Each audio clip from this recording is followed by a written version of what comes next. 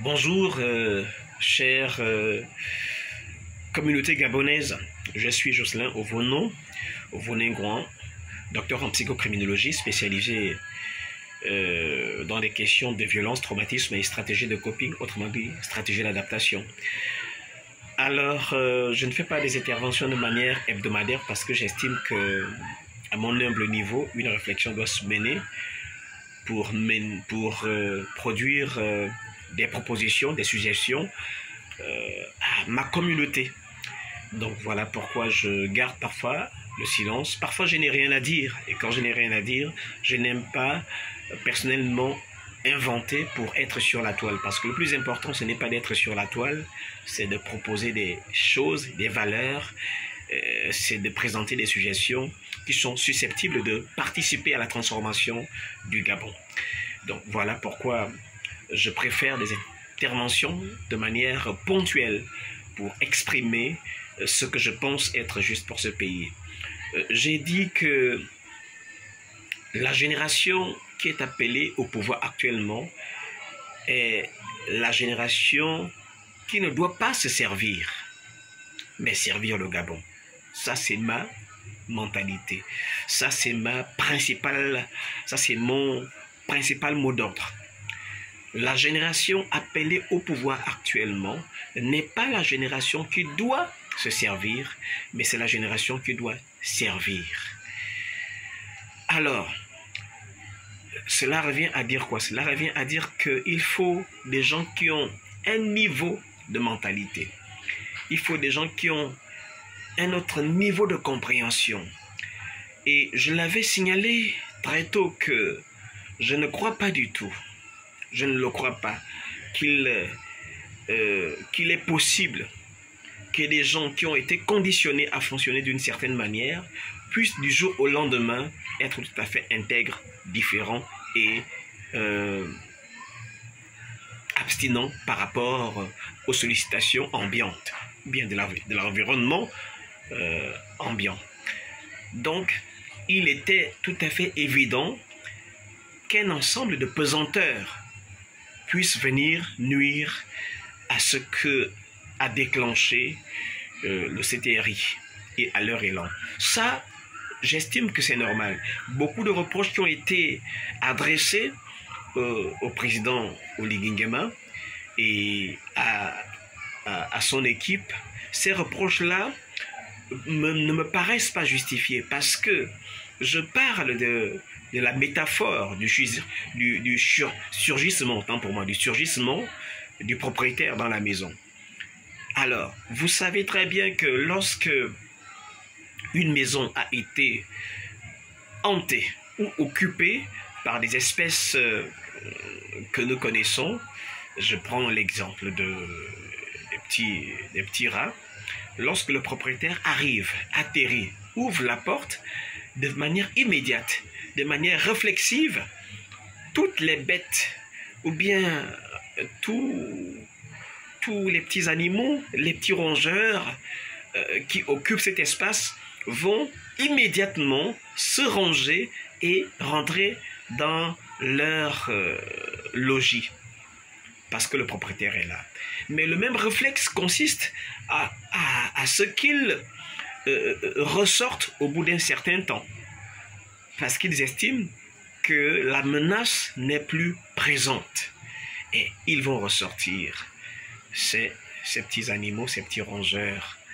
Alors, c'est le principe qui se passe à l'échelle humaine.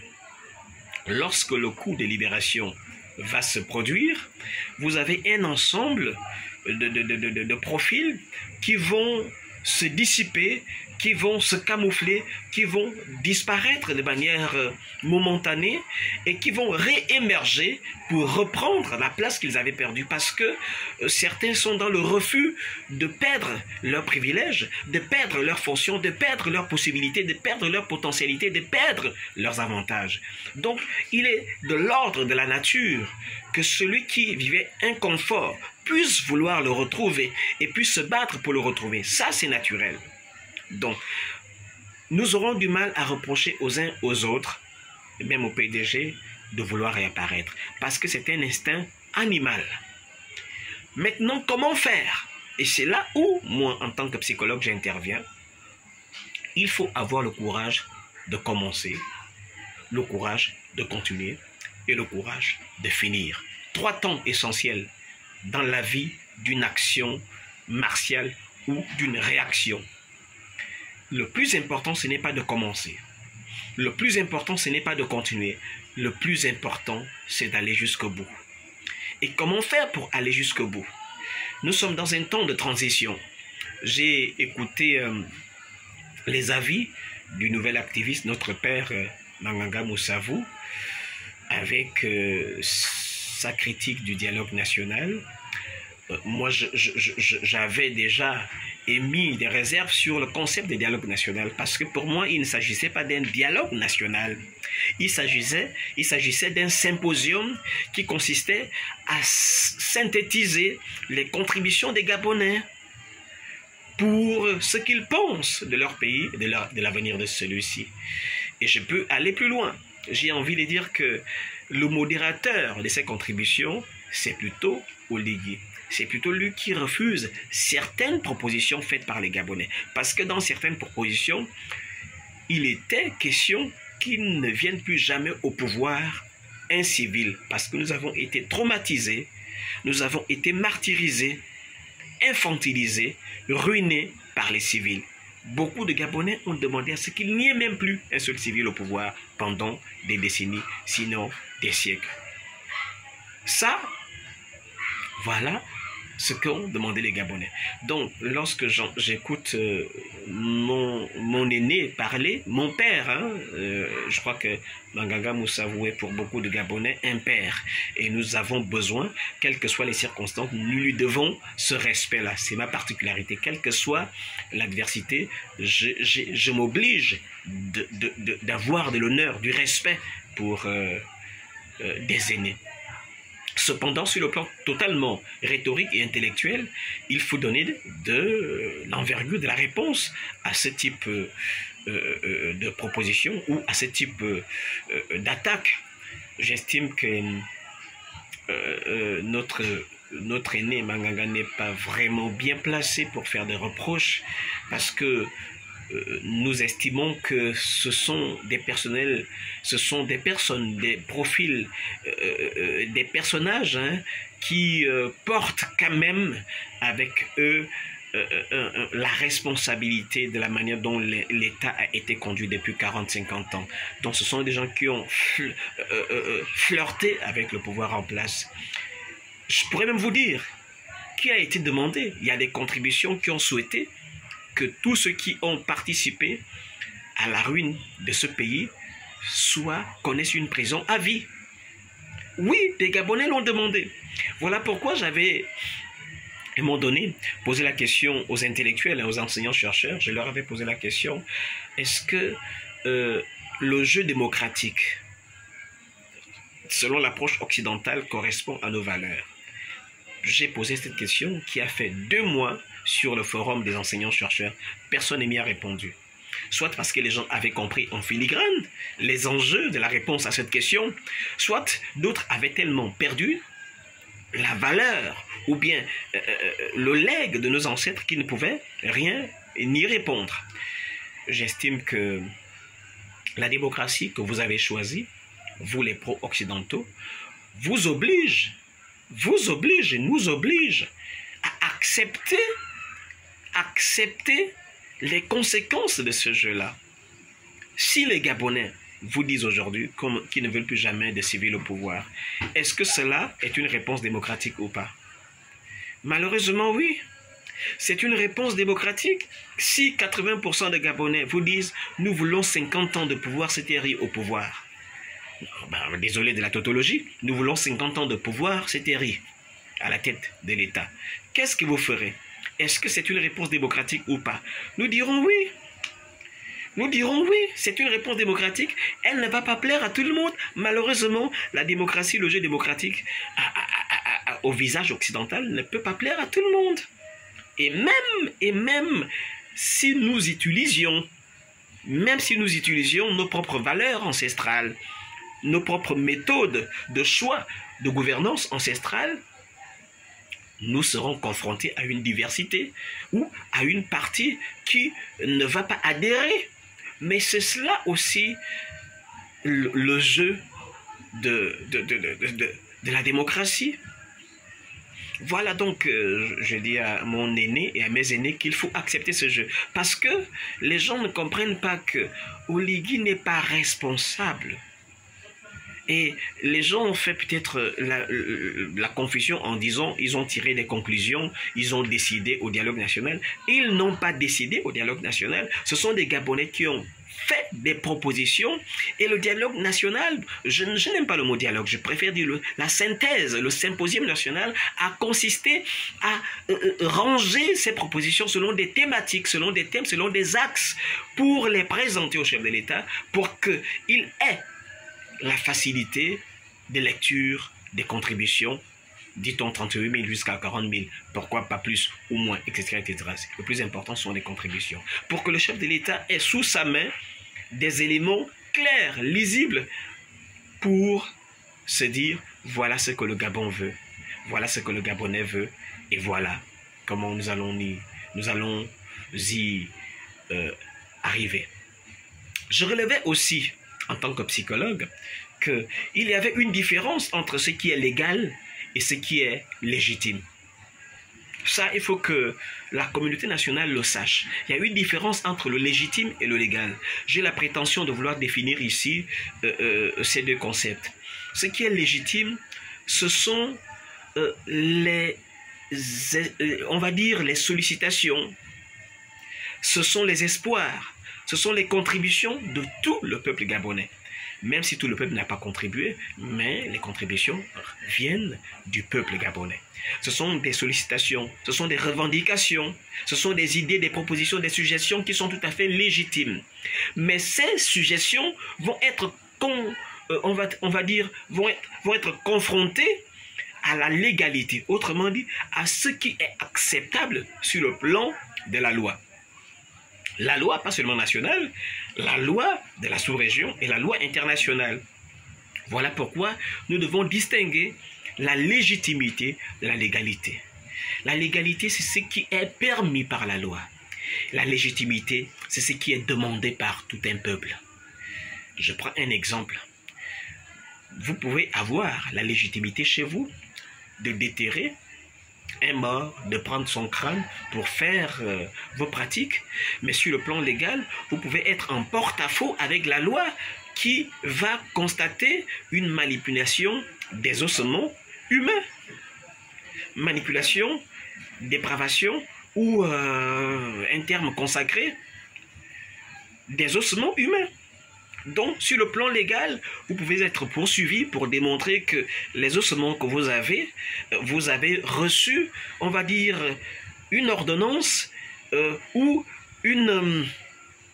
on va dire quoi? On va dire, vous avez reçu un droit via peut-être un huissier de justice ou un document qui vous donne la possibilité d'aller déterrer un ossement humain. Et même dans ce cas, il va falloir beaucoup de procédures pour détenir légalement l'ossement humain. Donc, vous avez des choses qui sont légitimes parce que venant de l'adhésion d'un peuple, mais vous avez également des choses qui sont légales. Donc, ce n'est pas parce que le Gabon ou les Gabonais ont demandé quelque chose qu'elle va être faite, parce qu'on va se soumettre à certains principes internationaux et même de la communauté africaine. Malheureusement, nous ne pouvons plus vivre notre ancestralité telle que nous le pensons sur le plan des fantasmes. Il n'est plus possible de reproduire les schémas, les sociétés ancestrales telles que nous le pensons, parce que nous sommes confrontés à l'universalité, à la rencontre des valeurs, des droits, des cultures. Mais nous devons ainsi distinguer ce qui est légitime et légal pour que nous composions avec la communauté internationale. Voilà, je ferme la parenthèse sur cet aspect. J'ai appris par ailleurs que, en revenant sur le préambule, sur le début de mon exposé, en revenant sur le fait que le conditionnement tels que subis par le Gabonais nous amène à deux types de profils. Les pédégistes conjoncturels et les pédégistes structurels. Voilà, quand j'ai lu une publication parlant des perdièmes du personnel de presse, etc., je me suis dit, ben, je pensais que ceux qui allaient au dialogue, ils allaient de manière bénévole parce qu'ils avaient de l'amour pour leur pays, pour le transformer. Alors, si les perdièmes sont demandés par la presse, c'est que chaque Gabonais qui a apporté sa contribution et qui s'y est mis pendant des jours et des nuits pour donner une formulation la plus présentable possible, devra recevoir des perdièmes. Si la presse demande des perdièmes, qu'en est-il des autres contributeurs gabonais? Pour quelles raisons la presse méritera-t-elle des perdièmes et celui qui a passé des nuits et des jours à formuler ses contributions n'en mérite-t-il pas? C'est ce que j'appelle le pédégisme structurel. Qu'est-ce que j'entends par le pédégisme structurel?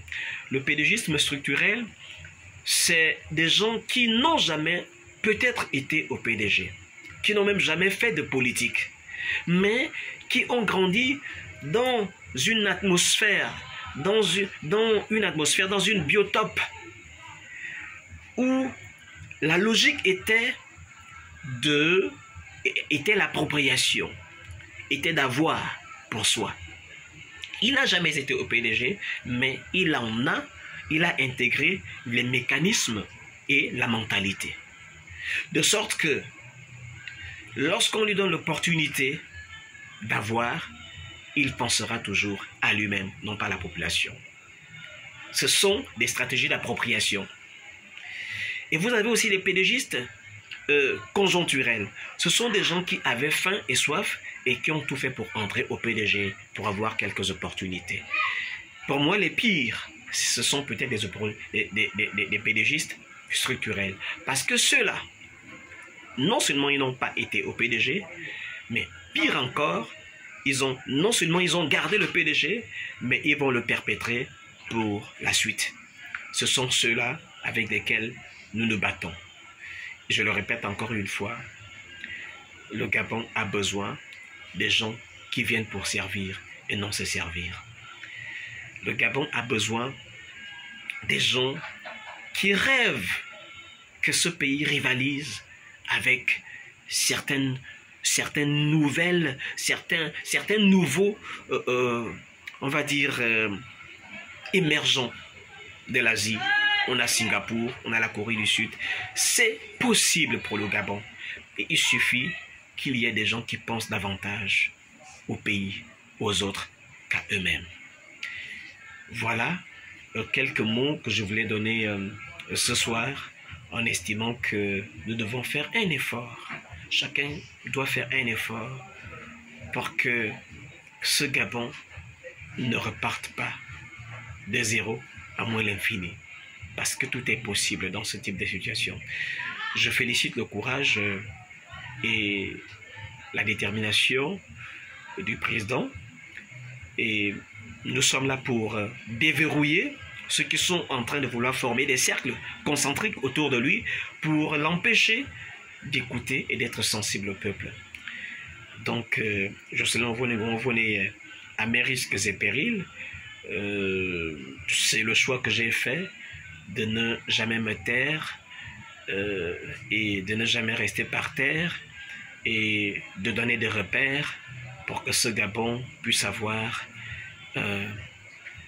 une histoire, une aventure et puisse devenir un pays fier. Jocelyn Ovone est docteur en psychocriminologie et enseignant-chercheur à l'université Omar Bongo au département de psychologie. Voilà, je ne ferai pas des idiots tout le temps parce que je ne suis pas un activiste. J'apporte ma modeste contribution quand cela est possible. Voilà, merci encore et à très très bientôt.